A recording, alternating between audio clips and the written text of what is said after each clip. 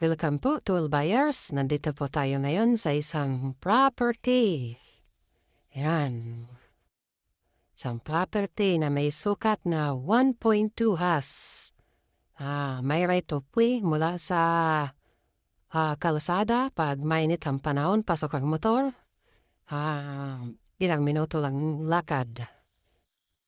Pag nakasakay naman sa motor, medyo saglit lang. 5 minutes o 7 minutes ay nandito na. Yan po, pag maglalakad po, abutin po ng 15 minutes. Yan po, ito po siya.